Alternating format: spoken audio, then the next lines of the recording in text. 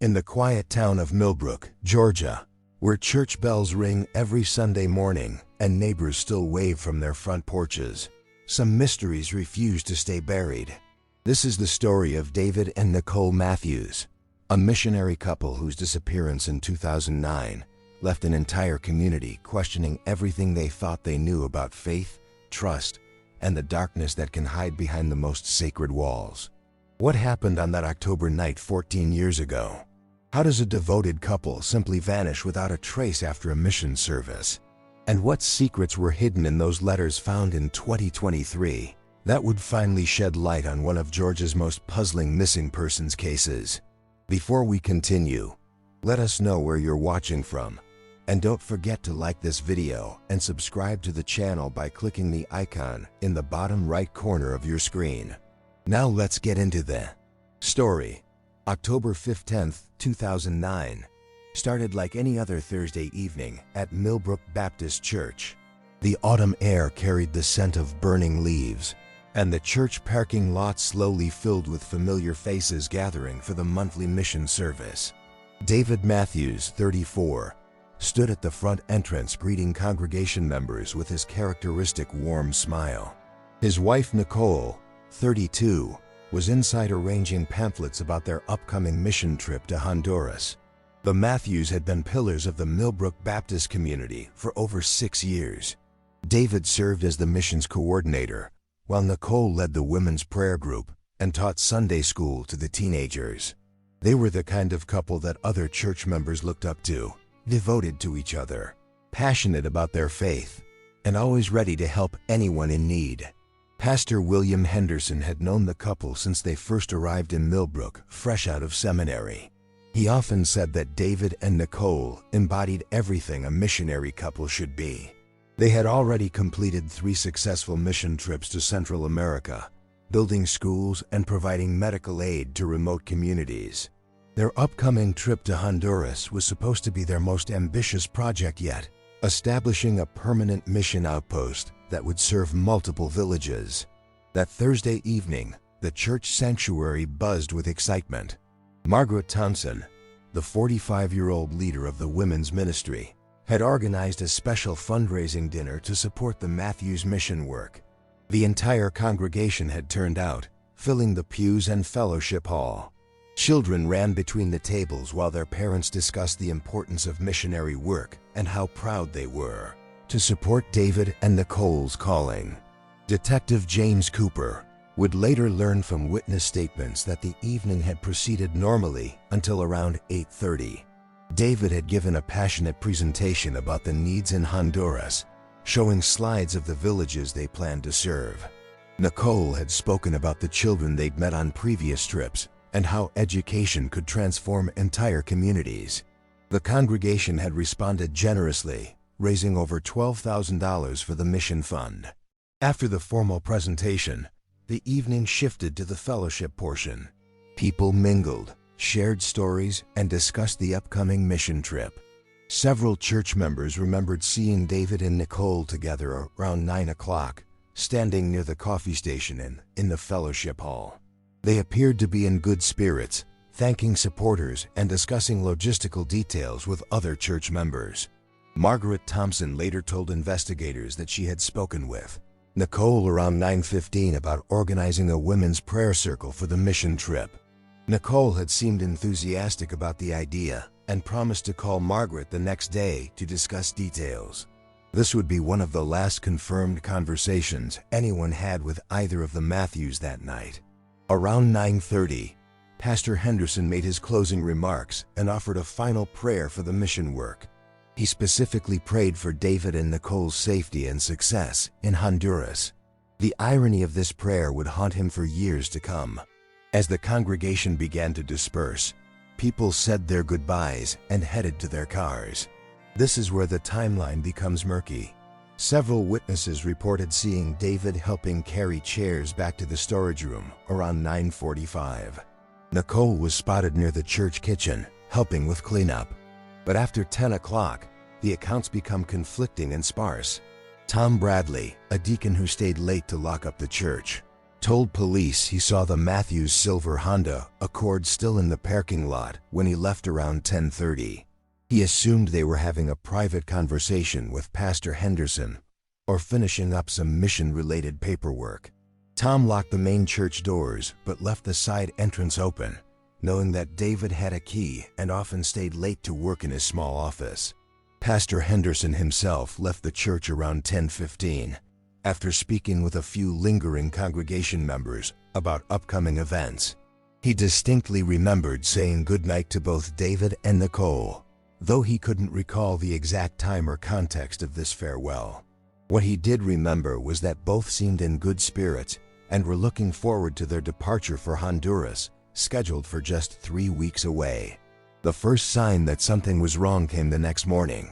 Nicole had committed to helping with the church's Friday morning Bible study, something she had never missed in 6 years. When she didn't show up by 8 o'clock, Margaret Thompson called the Matthews home. No answer. She tried David's cell phone. Straight to voicemail. By noon on Friday, concern had turned to worry. David was supposed to meet with the church's finance committee at 1 o'clock to discuss the mission budget. He never appeared.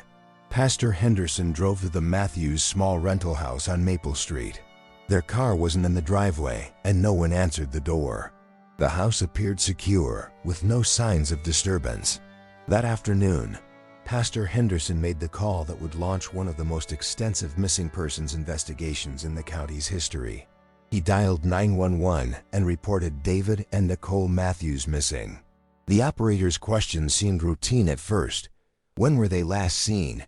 Did they have any reason to leave town, any family troubles or financial problems? But as the hours turned into days with no word from the couple, the routine missing persons case began to take on a more sinister tone.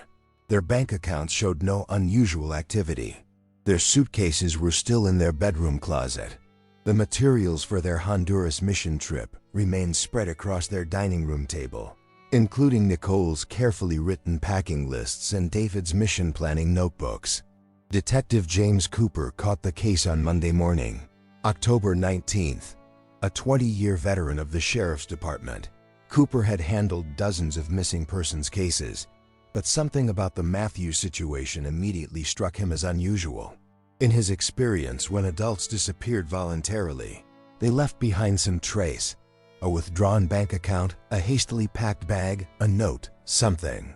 The Matthews had left behind a life that appeared to be put on pause rather than abandoned. Cooper's initial investigation focused on the last confirmed sightings at the church. He interviewed every person who had attended the mission service, creating a detailed timeline of the evening's events. What emerged was a picture of a normal church gathering that had ended in an inexplicable mystery. Chapter 2. The investigation begins. Detective James Cooper had worked missing persons cases for 2 decades, but the Matthews case presented unique challenges from the very beginning. Unlike typical disappearances involving domestic disputes, financial troubles, or mental health crises, David and Nicole Matthews seemed to have vanished from what appeared to be a perfectly stable life. Cooper's first 48 hours on the case focused on the fundamentals. He obtained search warrants for the Matthews home, their vehicles, and their financial records. The couple's small rental house on Maple Street told a story of interrupted normalcy. Nicole's coffee cup sat half empty on the kitchen counter, still stained with lipstick. David's reading glasses lay open beside a missionary biography on the nightstand. Their bed was neatly made, as if they had never returned home Thursday night. The detective's examination of their personal belongings revealed no signs of hasty departure or foul play within the home. Nicole's jewelry box contained her wedding ring and other valuable pieces. David's wallet was missing, but his passport and birth certificate remained in their bedroom dresser. Most telling was the discovery of their packed luggage in the bedroom closet. 2 large suitcases, filled with clothes and supplies for their Honduras mission trip, scheduled to depart in just 3 weeks. Cooper expanded his investigation to include the couple's financial records. Their joint checking account showed routine transactions up until October 14th, the day before their disappearance. Nicole had stopped at the grocery store that afternoon, spending $37 on household items. David had filled up their Honda Accord at the Texaco station on Main Street. Their credit cards showed no activity after Thursday afternoon. The detective interviewed Pastor William Henderson multiple times during the first week. Henderson described the Matthews as exemplary church members who had never given any indication of personal problems or reasons to leave town. The pastor seemed genuinely baffled by their disappearance and cooperated fully with the investigation. However, Cooper's interviews with other church members began to reveal subtle undercurrents that hadn't been immediately apparent. Margaret Thompson, while praising the Matthews publicly, mentioned to Cooper that she had noticed Nicole seemed a bit stressed in the weeks leading up to their disappearance. When pressed for details, Margaret couldn't pinpoint specific incidents but said Nicole had seemed distracted during prayer meetings and had asked several unusual questions about church finances and mission fund management. Tom Bradley, the deacon who had been among the last to see the couple, provided Cooper with the most detailed account of the evening's final hours. According to Bradley, he had stayed after the mission service to help with cleanup and to discuss some upcoming church maintenance projects with Pastor Henderson. Around 10:15, he noticed David and Nicole having what appeared to be an intense conversation near the church's small library area. Bradley told Cooper that while he couldn't hear the specific words, the body language suggested disagreement or concern rather than casual conversation. David had been gesturing with his hands in a way that seemed urgent, while Nicole appeared to be listening intently with her arms crossed. Bradley admitted he hadn't thought much of it at the time, assuming it was mission-related business or perhaps a minor marital disagreement. The detective's investigation of the church itself revealed some interesting details about the building's layout and security. Millbrook Baptist Church was a modest structure built in the 1960s, with a main sanctuary, fellowship hall, kitchen, and several smaller rooms used for Sunday school and church offices. The building had multiple entrances, and while Pastor Henderson locked the main doors when he left, several other entrances remained accessible to those with keys. David Matthews had been given a key to the church when he became missions coordinator, allowing him access to his small office and the storage areas where mission supplies were kept. This office, located in a hallway behind the sanctuary, contained filing cabinets full of mission-related documents, correspondence with international church partners, and financial records related to various mission projects. Cooper's examination of David's church office revealed meticulous record-keeping and no obvious signs of disturbance. However, one detail caught the detective's attention. David's appointment calendar showed several meetings in the weeks before his disappearance that weren't with regular church members or mission contacts. The calendar entries were cryptic, simply initials and times, with no indication of the purpose or location of these meetings. When Cooper showed these calendar entries to Pastor Henderson, the pastor couldn't identify who the initials belonged to or what the meetings might have concerned. This was unusual, according to Henderson, because David typically discussed all his church-related activities with pastoral leadership, especially anything involving church finances or mission planning. The detective's investigation expanded to include the couple's personal relationships outside the church. David and Nicole had few close friends in Millbrook outside their church community, which wasn't unusual for a couple deeply involved in missionary work. However, Cooper did discover that David had maintained correspondence with several former seminary classmates who were working as missionaries in various countries. One of these correspondents, Robert Fleming, a missionary working in Guatemala, provided Cooper with insight into David's state of mind in the months before the disappearance. According to Fleming, David had expressed concerns in recent letters about some aspects of mission work that were troubling him. Fleming couldn't be specific about these concerns, but said David had mentioned feeling conflicted about certain practices and wondering if all mission work was truly serving God's purposes. Fleming's statement introduced the first hint that David Matthews might have been struggling with doubts or concerns that he hadn't shared with his local church community. This possibility opened new avenues for Cooper's investigation. But it also complicated the timeline and potential motives for the couple's disappearance. As the first week of the investigation concluded, Cooper had established a basic framework of facts but few concrete leads. The Matthews had disappeared sometime between 10 o'clock Thursday evening and Friday morning. Their car was missing, but no sightings had been reported despite a statewide alert. They had left behind a fully prepared life and lucrative mission work, with no apparent personal or financial motivations for voluntary disappearance. The detectives' next phase would focus on expanding the geographical scope of the search and delving deeper into the Matthews' missionary work and church relationships. What Cooper couldn't have known at the time was that the answers to his questions lay hidden in a place that wouldn't be discovered for another 14 years. The community of Millbrook rallied around the search effort. Volunteers organized search parties that combed through nearby forests and rural areas. The church held prayer vigils and distributed missing person flyers throughout the county. Local media picked up the story, broadcasting the couple's photographs and asking for any information about their whereabouts. But as days turned into weeks with no sign of David and Nicole Matthews, the initial urgency began to fade into the grim reality that this case might never be solved.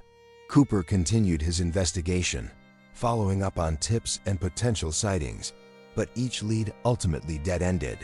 The Matthews had simply vanished, leaving behind more questions than answers and a community struggling to understand how two people could disappear so completely from their midst. Chapter 3: Secrets in the Sanctuary. 3 weeks into the investigation, Detective Cooper's focus shifted to the church building itself. The Millbrook Baptist Church had been the last known location of David and Nicole Matthews, and Cooper suspected that somewhere within its walls lay clues that had been overlooked in the initial search. The detective's second examination of the church proved more thorough than his first. Working with a team of forensic specialists, Cooper methodically went through each room, looking for any evidence that might explain what had happened to the missionary couple on that October night. The church's layout presented several areas where someone could have private conversations without being easily observed.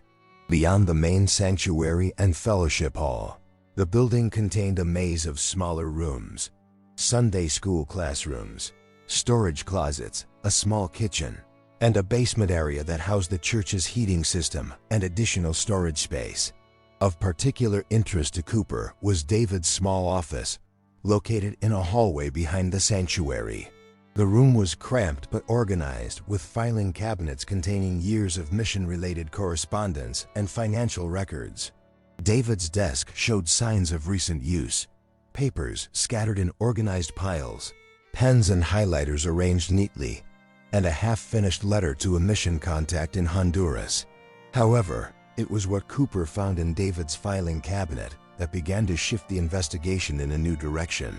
Buried among routine mission correspondence was a series of letters and documents that suggested David had been investigating financial irregularities within the church's mission fund. The documents revealed that over the past 18 months, David had been quietly tracking discrepancies in mission donations and expenditures.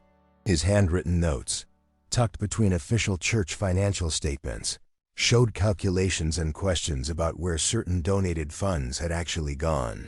The amounts weren't enormous, typically a few $100s here and there, but the pattern suggested systematic diversion of mission money. Cooper's discovery of these financial concerns provided the first potential motive for the Matthews disappearance. If David had uncovered evidence of embezzlement or financial impropriety within the church, it could have put both him and Nicole in danger. The detective began to look more closely at the church's financial management and the people who had access to mission funds. Pastor William Henderson, when presented with David's financial concerns, appeared genuinely surprised. Henderson told Cooper that while he oversaw general church finances, the mission fund was largely managed by the church's board of deacons, with David handling the day-to-day tracking of mission-specific expenses. Henderson admitted that he hadn't been closely monitoring the mission fund's details, trusting David and the deacon board to manage those aspects of church finances. The deacon board consisted of 5 men, including Tom Bradley, who had been among the last people to see the Matthews on the night they disappeared. Cooper interviewed each deacon separately, asking about their roles in managing church finances and whether they had been aware of any concerns David might have had. Most of the deacons claimed limited knowledge of the specific financial details David had been tracking. However, one deacon, Robert Hayes, a 52-year-old accountant who served as the church's treasurer, seemed notably uncomfortable during his interview with Cooper. Hayes insisted that all church finances were properly managed and audited, but he couldn't explain some of the discrepancies that David had documented. Cooper's investigation into the church's financial records revealed a complex system of accounts and fund transfers that would have been difficult for someone without accounting experience to navigate. The mission fund received donations from multiple sources, weekly offerings designated for missions, special fundraising events like the one held the night the Matthews disappeared, and occasional large donations from church members or outside supporters. The detective discovered that Robert Hayes had significant control over how these funds were allocated and spent. As church treasurer, Hayes had the authority to transfer money between accounts and approve mission-related expenditures. This level of financial control, combined with David's documented concerns about missing funds, made Hayes a person of significant interest in Cooper's investigation. When Cooper confronted Hayes with David's financial documentation, the treasurer's demeanor changed noticeably. Hayes admitted that there had been some bookkeeping errors in recent months, but insisted that any discrepancies were unintentional mistakes rather than deliberate theft. However, Hayes couldn't provide satisfactory explanations for several specific instances where David had noted missing funds. The detective's investigation revealed that Hayes had been experiencing significant personal financial problems in the months leading up to the Matthews disappearance. Hayes had recently gone through an expensive divorce, and court records showed that he owed substantial attorney fees and alimony payments. While these financial pressures didn't prove guilt, they provided a potential motive for the kind of embezzlement that David appeared to have discovered. Cooper's expanding investigation also revealed more details about the evening of October 15th that hadn't emerged in initial interviews. Several church members, when re-interviewed, remembered seeing David in intense conversation with someone during the fellowship hour after the mission's presentation. While witnesses couldn't agree on who David had been talking to, the description suggested it might have been one of the church's leadership, possibly a deacon. Margaret Thompson, the women's ministry leader, provided Cooper with additional insight into Nicole's state of mind in the weeks before the disappearance. According to Thompson, Nicole had asked several unusual questions during women's prayer meetings about what a Christian should do when they discover wrongdoing within the church. At the time, Thompson had assumed Nicole was speaking hypothetically or perhaps dealing with a situation from their previous missionary work. Thompson also revealed that Nicole had mentioned concerns about people not being who they seemed to be, and had expressed worry about whether she and David were making the right decisions about their future. These comments, which hadn't seemed significant at the time, took on new meaning in light of David's financial investigations. The detective's search of the church building also uncovered a small prayer room in the basement that hadn't been mentioned in initial interviews. The room was accessed through a narrow staircase behind the kitchen and was primarily used for private prayer and meditation. Pastor Henderson explained that the room had been built in the 1970s but had fallen into disuse in recent years as the congregation aged, and fewer people were comfortable navigating the basement stairs. Cooper's examination of this basement prayer room revealed that it had been used more recently than Pastor Henderson had indicated. There were signs of regular occupation: a few folding chairs arranged in a circle, some books left on a small table, and what appeared to be recent dust patterns suggesting someone had been cleaning or organizing the space. However, the prayer room's most significant feature was discovered when Cooper's team used ultraviolet light to check for biological evidence. The UV light revealed what appeared to be cleaned bloodstains on the floor near one wall. The stains were faint, suggesting they had been thoroughly cleaned, but trace amounts of blood remained embedded in the concrete floor's porous surface. This discovery transformed the investigation from a missing persons case into a potential homicide. Cooper immediately secured the basement prayer room as a crime scene and called in specialized forensic teams to conduct a more detailed examination.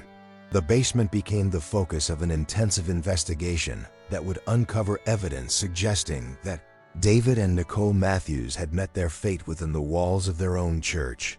The revelation that violence had likely occurred in the church basement sent shockwaves through the Millbrook community. Church members struggled to comprehend that their place of worship might have been the scene of a crime against two people they had loved and respected. Chapter 4. The Basement Revelation. The discovery of blood evidence in the basement prayer room changed everything about Detective Cooper's investigation. What had begun as a missing persons case was now being treated as a double homicide, and the quiet basement of Millbrook Baptist Church became the center of one of the most intensive forensic investigations in the county's history. Cooper brought in a team of forensic specialists from the state crime lab to process the basement prayer room. Using luminol and advanced UV photography, investigators mapped out blood spatter patterns that told a disturbing story. The blood evidence suggested that at least one person had suffered significant trauma in the small basement room, despite obvious attempts to clean the scene. The forensic analysis revealed several important details. First, the blood patterns indicated that the violence had occurred near the back wall of the prayer room, in an area partially concealed by some old church furniture that had been stored there. Second, the attempts to clean the scene had been thorough but not perfect. Trace amounts of blood remained in cracks in the concrete floor and on the underside of a wooden table. Most significantly, the forensic team discovered that the blood belonged to two different people. DNA analysis would later confirm that the blood samples matched David and Nicole Matthews, providing the first concrete evidence of what had happened to the missing missionary couple. Cooper's investigation now focused on determining who had access to the church basement and who might have known about the secluded prayer room. Pastor Henderson maintained that very few people used the basement area regularly, and even fewer knew about the prayer room's existence. However, as Cooper dug deeper, he discovered that several church members had keys to the building and could have accessed the basement area without being detected. The detective's suspicions increasingly focused on Robert Hayes, the church treasurer who had been unable to adequately explain the financial discrepancies David had discovered. Cooper obtained a search warrant for Hayes' home and vehicle, looking for evidence that might connect him to the Matthews disappearance. The search of Hayes' house revealed several items of interest. In Hayes' home office, investigators found church financial documents that Hayes wasn't supposed to have at home, including some of the same records that David had been questioning. More troubling was the discovery of cleaning supplies in Hayes' garage, industrial-strength bleach and carpet cleaning equipment that seemed excessive for normal household use. However, the most damning evidence came from Hayes' vehicle. Forensic examination of his pickup truck revealed trace amounts of blood in the truck bed that matched the samples found in the church basement. Additionally, investigators found fibers in the truck that were consistent with clothing that David and Nicole had been wearing the night they disappeared. When confronted with this evidence, Hayes initially maintained his innocence, but gradually began to reveal details about what had happened on October 15, 2009. According to Hayes, David had confronted him after the mission service about the missing money from the mission fund. The confrontation had started in the church sanctuary but moved to the basement prayer room when Hayes suggested they needed to discuss the matter privately.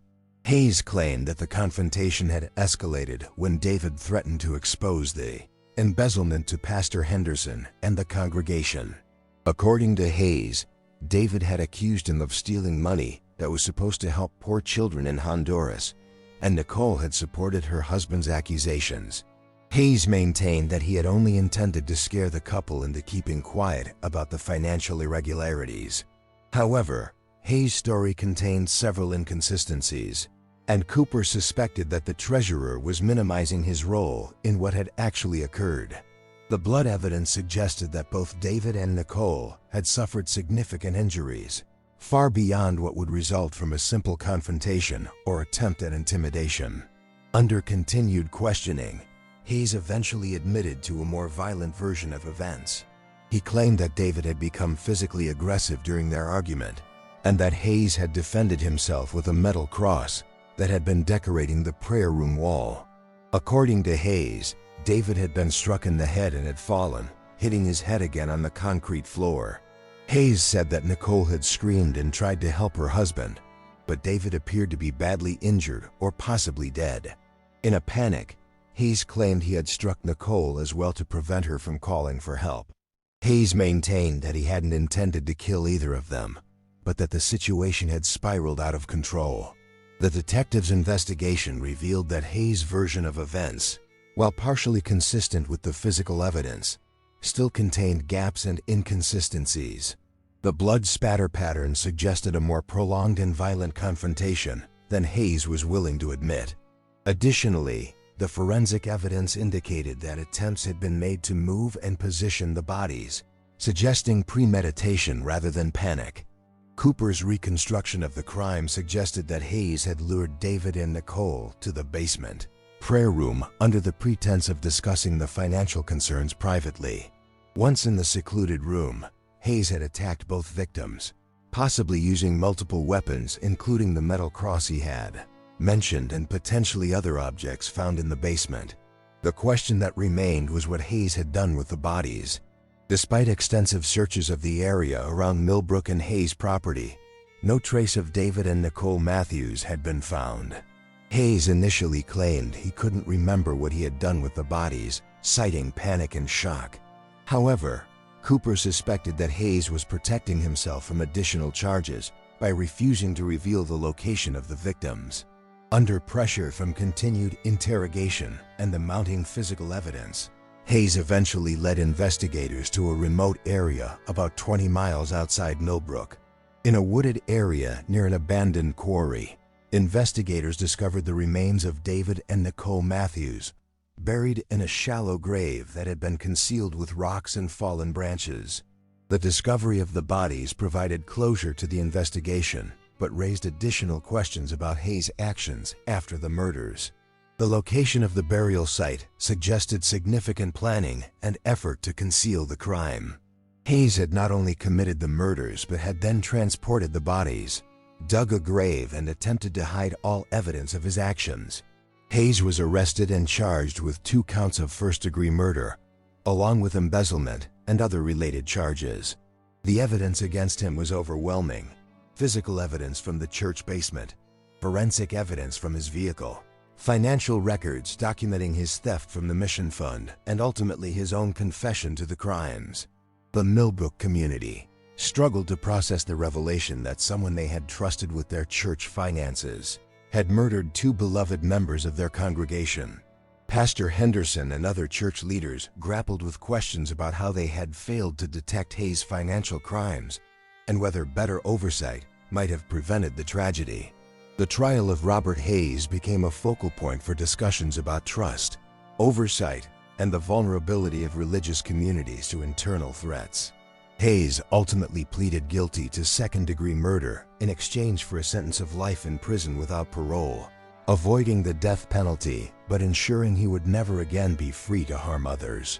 However, Detective Cooper's investigation had uncovered evidence that would remain hidden for years, evidence that would only come to light 14 years later when renovations at Millbrook Baptist Church would reveal letters that David and Nicole Matthews had hidden in their final days, letters that would tell a story even more complex and disturbing than what had emerged during Hayes' trial. Chapter 5. 14 years later. The autumn of 2023 brought change to Millbrook Baptist Church. Pastor William Henderson had retired 3 years earlier, and the new pastor, Reverend Michael Carter, had ambitious plans for renovating and modernizing the aging church building. The basement areas, largely unused since the tragic events of 2009, were slated for conversion into a modern youth center and expanded Sunday school facilities. Emily Carter, the pastor's 28-year-old daughter, and a recent graduate with a degree in historic preservation, had volunteered to help catalog and preserve items found during the renovation process. Emily had grown up hearing stories about the Matthews case, though she had been too young at the time to fully understand the impact it had on the community. On a crisp October morning, almost exactly 14 years after David and Nicole Matthews had disappeared, Emily was working in the basement prayer room that had been the scene of their murder. The room was being converted into a storage area for youth ministry supplies, and Emily's job was to carefully remove and catalog any items of historical significance before construction began. The prayer room had remained largely untouched since the forensic investigation in 2009. While the blood evidence had been thoroughly documented and samples collected, the room itself had been left essentially as it was, serving as an unspoken memorial to the tragedy that had occurred there. Emily was carefully examining the wall paneling when she noticed that one section seemed slightly different from the rest. The wood panel appeared to have been disturbed or removed at some point, with subtle differences in the staining and aging compared to the surrounding panels.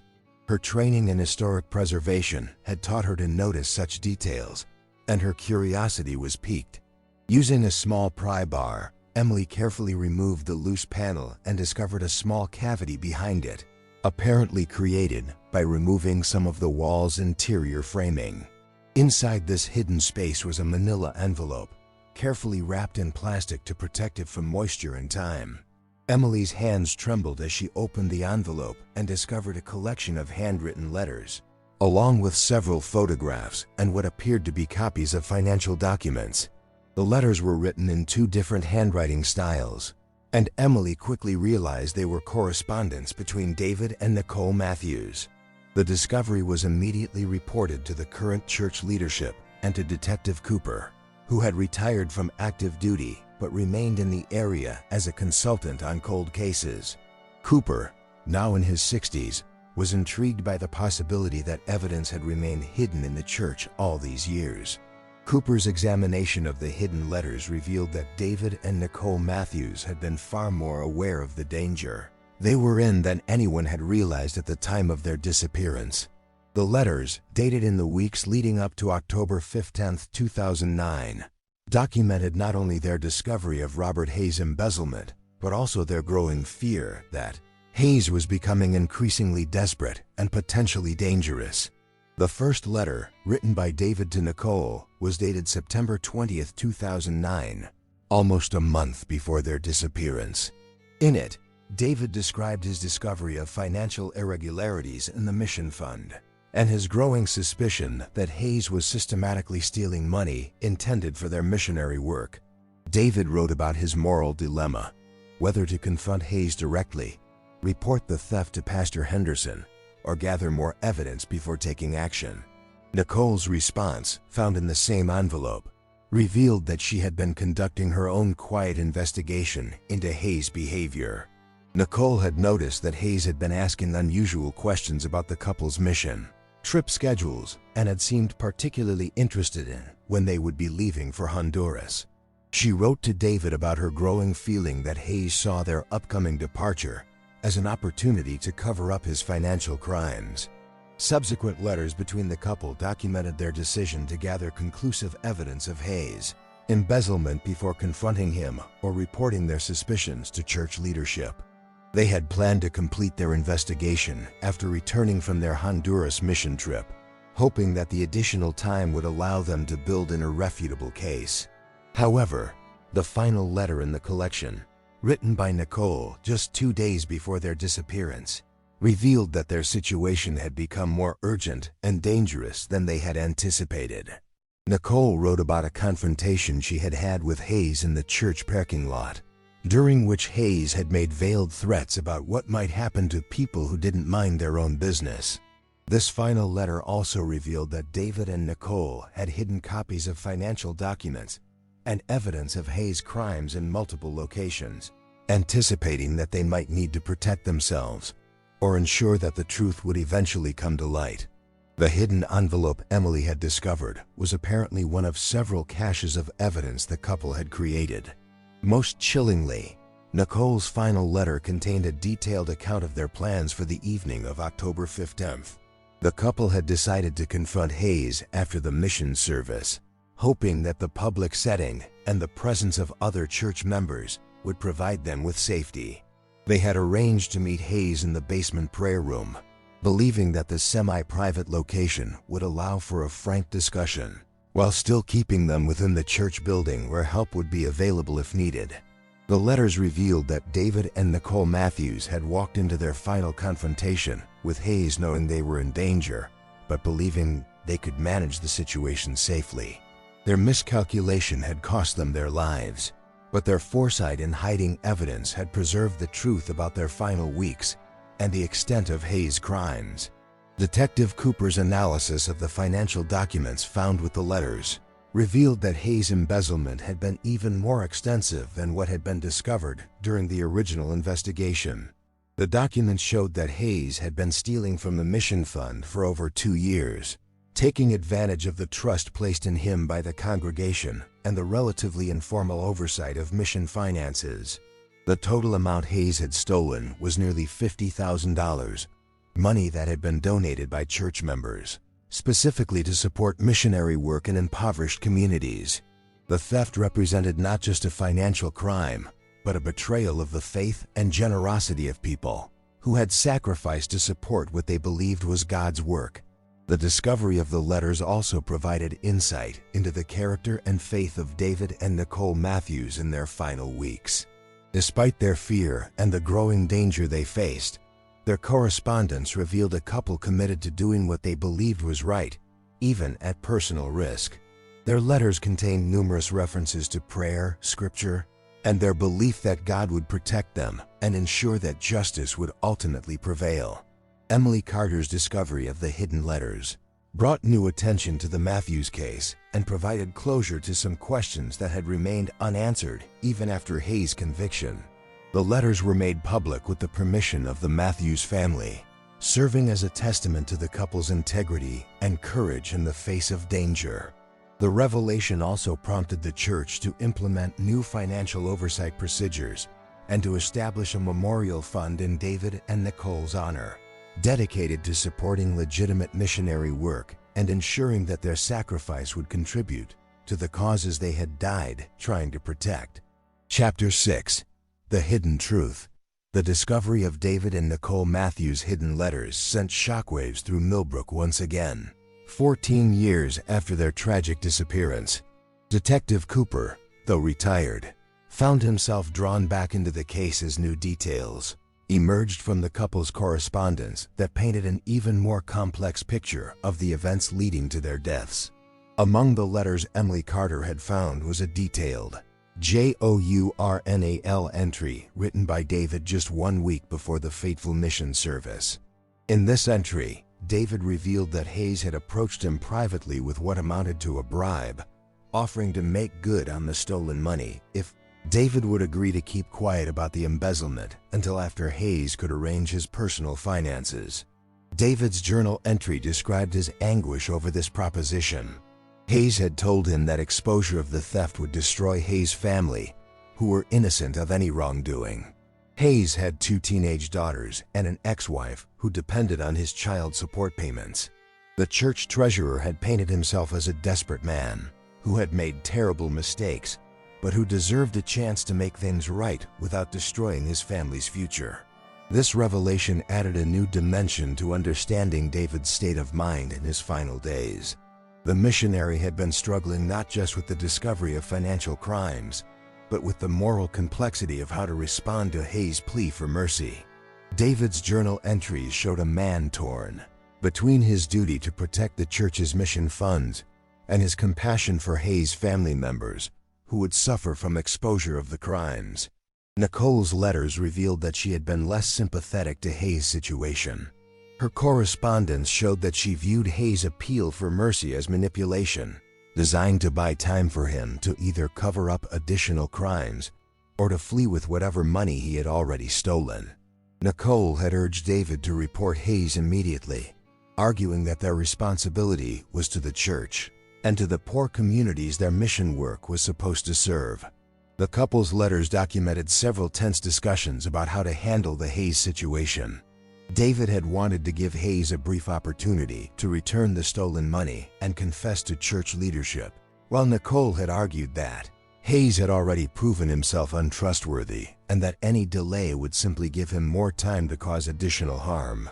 One particularly revealing letter from Nicole, dated October 10th, just 5 days before their disappearance, described a disturbing encounter with Hayes outside the church. According to Nicole's account, Hayes had cornered her in the parking lot after evening service and had made comments that she interpreted as threats. Hayes had told her that some problems have a way of solving themselves, and that people who stick their noses where they don't belong sometimes get hurt. Nicole's letter described how Hayes had stood uncomfortably close to her during this conversation, invading her personal space in a way that made her feel threatened. She had tried to end the conversation and walk away, but Hayes had grabbed her arm and told her that she and David needed to think very carefully about their next steps. This encounter had convinced Nicole that Hayes was becoming increasingly desperate and potentially violent. Her letter to David urged him to abandon any thoughts of giving Hayes additional time to resolve the situation. Nicole wrote that she believed Hayes was planning something drastic and that they needed to either report him immediately or consider leaving town until the situation could be resolved safely. David's response to Nicole's concerns, found in a letter dated October 13th, showed that he had finally accepted the seriousness of their situation. David wrote that he had decided to confront Hayes one final time, but in a controlled environment where Hayes couldn't become violent. David's plan was to arrange a meeting in the church basement prayer room, where they could have privacy but still be within the church building where other people might hear if anything went wrong. David's letter revealed that he had also taken the precaution of telling Pastor Henderson that he needed to discuss serious financial concerns with him the day after the mission service. David had planned to give Hayes one final opportunity to confess and make restitution, but if Hayes refused, David intended to present all their evidence to Pastor Henderson and let church leadership decide how to proceed. The couple's final exchange of letters, both dated October 14th, the day before their disappearance, showed two people who knew they were walking into danger, but who felt they had no choice but to act. David wrote about his prayers for wisdom and protection, while Nicole wrote about her fear, but also her determination to stand with her husband in doing what they believed was right. Nicole's final letter contained a chilling prophecy. She wrote, "If something happens to us, I want people to know that we died trying to protect God's work and the people who depend on our missions. Robert Hayes is a dangerous man who will do anything to protect himself. If we don't survive this confrontation, look for the evidence we've hidden. The truth must come out." Detective Cooper's analysis of the complete correspondence revealed that David and Nicole Matthews had been far more prepared for the possibility of violence than anyone had realized. They had hidden evidence in multiple locations throughout the church, apparently anticipating that Hayes might try to destroy evidence if he felt cornered. Emily Carter's discovery had been just the first of several hidden caches. Following clues in the letters, church renovation workers discovered additional envelopes hidden in the church's attic, behind loose floorboards in David's office, and even buried in the church's small garden. Each cache contained copies of financial documents, correspondence with mission partners, and detailed notes about Hayes' embezzlement. The extent of the evidence the couple had gathered was remarkable. They had documented not only Hayes' theft of mission funds, but also his manipulation of church financial records to cover his tracks. The couple had even obtained copies of Hayes' personal bank records, showing deposits that corresponded to times when mission fund money had disappeared. Most damaging to Hayes' previous claims of unintentional bookkeeping errors was evidence that he had been systematically targeting specific types of donations. Hayes had particularly focused on stealing money donated for children's programs and medical supplies, donations that would have the greatest emotional impact on the communities the church was trying to serve. The discovery of this additional evidence prompted authorities to review Hayes' conviction and sentencing. While Hayes was already serving life in prison without parole, the new evidence revealed that his crimes had been even more extensive and calculated than what had been proven at trial. The revelation of the hidden evidence also prompted an investigation into whether Hayes had been stealing from other churches, where he had previously served in financial roles. Investigators discovered that Hayes had held treasurer positions at 3 other churches over the previous decade, and audits of those churches' finances revealed additional discrepancies totaling over $100,000. For the Millbrook community, the discovery of David and Nicole's hidden letters brought both closure and renewed grief. The letters revealed the full extent of the couple's courage and integrity, but they also highlighted how thoroughly Hayes had betrayed the trust of people who had considered him a friend and fellow believer. Pastor Michael Carter, Emily's father, used the revelation as an opportunity to implement comprehensive financial reform at Millbrook Baptist Church. The church established new oversight procedures, regular external audits, and transparency requirements designed to prevent any individual from having the kind of unchecked financial control that had enabled Hayes' crimes. The church also established the David and Nicole Matthews Memorial Mission Fund, managed by an independent board with rotating membership and strict accountability measures. The fund was dedicated to supporting legitimate missionary work and ensuring that the couple's sacrifice would contribute to the causes they had died trying to protect. As the full scope of the Matthews investigation became public, their story took on new significance as a testament to the importance of integrity and courage in the face of corruption and danger. Their letters revealed 2 people who had chosen to risk their lives rather than allow injustice to continue, even when they knew the personal cost might be enormous. Chapter 7: Legacy of Truth. The revelation of David and Nicole Matthews' hidden evidence had ripple effects that extended far beyond Millbrook, Georgia. News of their meticulous documentation and the discovery of their hidden letters spread throughout evangelical and missionary communities across the country, prompting churches and mission organizations to examine their own financial oversight procedures. Detective Cooper, despite his retirement, found himself consulting with churches and religious organizations, seeking to implement better safeguards against financial abuse. The Matthews case had become a cautionary tale about the vulnerability of faith-based organizations to internal corruption and the importance of balancing trust with accountability. Emily Carter's role in discovering the hidden letters had transformed her from a casual volunteer into a passionate advocate for church financial transparency. She left her job in historic preservation to establish a nonprofit organization dedicated to helping religious institutions implement proper financial controls and oversight procedures.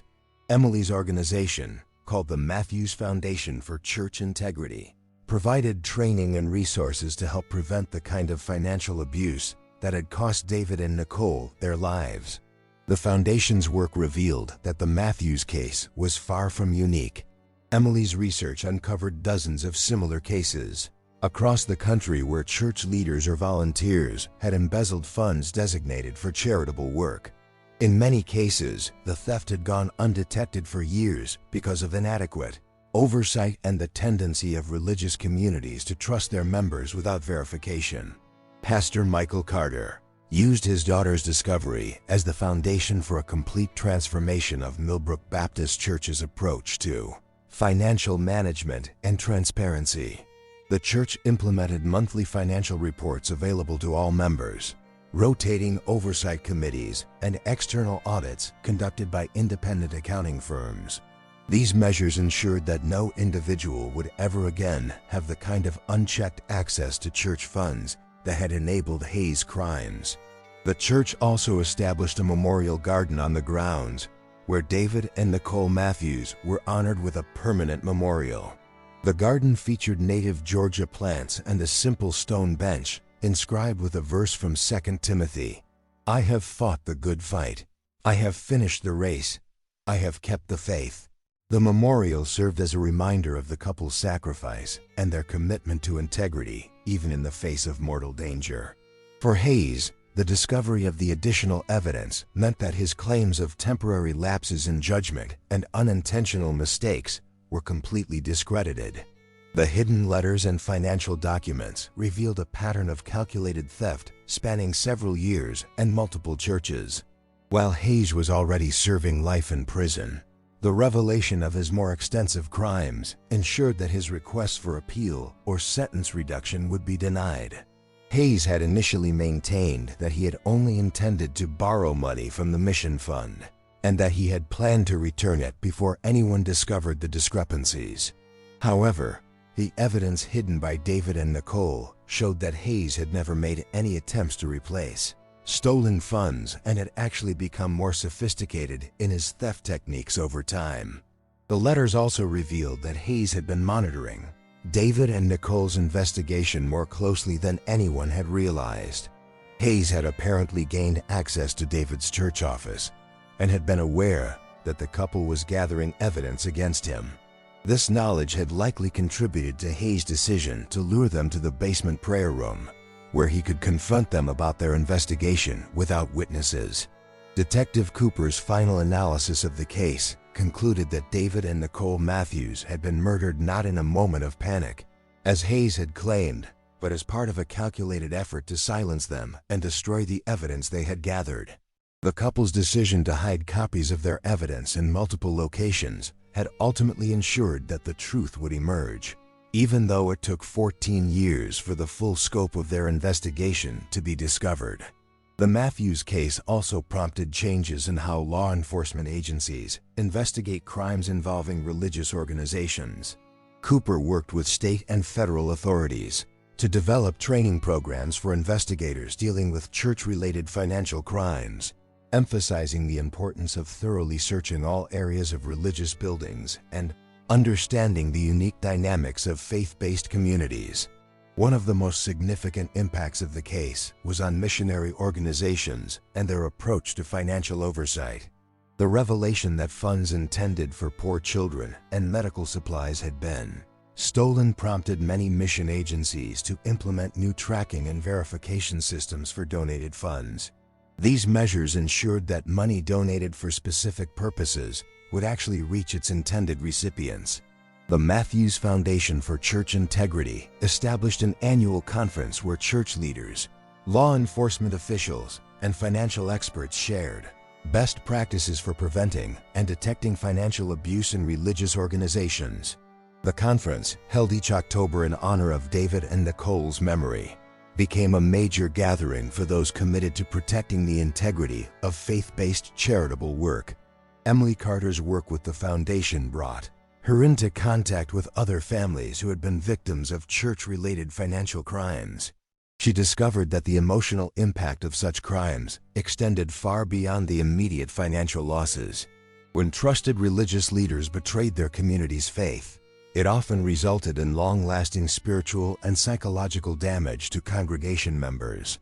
The foundation developed support programs for communities that had experienced financial abuse by church leaders, providing counseling resources and helping churches rebuild trust and accountability. These programs recognized that healing from such betrayals required addressing both the practical financial issues and the deeper spiritual wounds caused by the breach of trust. As the 10th anniversary of Emily's discovery approached in 2033, the Millbrook Baptist Church planned a special memorial service to honor David and Nicole Matthews and to celebrate the positive changes their sacrifice had inspired. The service would bring together current and former church members, law enforcement officials who had worked on the case, and representatives from churches that had implemented new oversight procedures inspired by the Matthews story. Pastor Carter planned to use the memorial service to announce the establishment of a scholarship fund for young people pursuing careers in nonprofit, financial management, and church administration. The scholarship, funded by donations from churches across the country, would ensure that future generations of church leaders would be better trained to prevent and detect financial abuse. The lasting legacy of David and Nicole Matthews extended far beyond their tragic deaths. Their commitment to truth and integrity, documented in their hidden letters and preserved evidence, had inspired a movement toward greater transparency and accountability in religious organizations. Their sacrifice had not been in vain. It had protected countless future victims from similar crimes and had strengthened the financial integrity of faith-based charitable work across the country.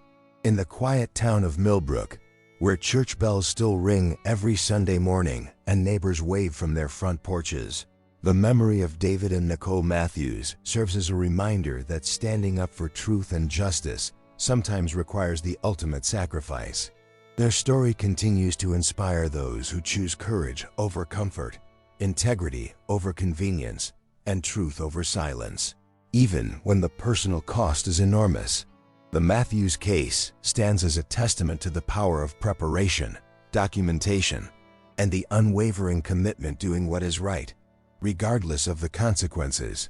Their hidden letters ensured that justice would ultimately prevail, that the truth would emerge, and that their deaths would serve a greater purpose in protecting others from similar crimes.